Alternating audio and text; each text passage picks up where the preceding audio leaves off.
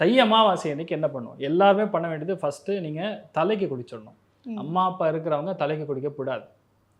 நல்லா ஓகே. புரிஞ்சுக்கணும். அம்மா, அப்பா இல்லாதவங்க மட்டும்தான். அதுலயும் வந்து அப்பா இல்லைன்னா 100% தலைக்கு குளிக்கணும்.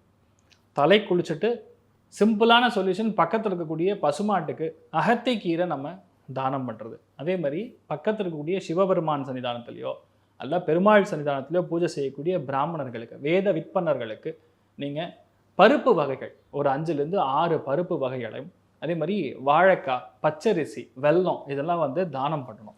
தானம் பண்ணும்பொழுது சாட்சாத் உங்க முன்னோர்களே வந்து உங்கள ஆசீர்வாதம் பண்ற மாரி கணக்கு. ஒருவேளை நீங்க வந்து ரெகுலரா வந்து தர்ப்பணம் பண்றீங்க, பிண்ட பிரதானம் பண்றீங்க அப்படின்னு நீங்க இருந்தீங்கன்னா, கண்டிப்பா வீட்ல அப்பா, அம்மா இல்லாதவங்க மட்டும் தான் இத பண்ணணும். மறுபடியும் சொல்றேன். ஓகே.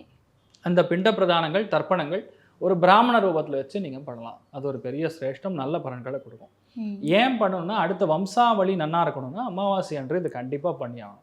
வம்சாவளி வளரணுமா வேண்டாமா நீங்க தான் டிசைட் பண்ணணும். அப்போ உங்களுக்கு வாழ்க்கையில நிறைய நல்ல விஷயங்கள் நடக்கணும்னா இது பண்ணணும்.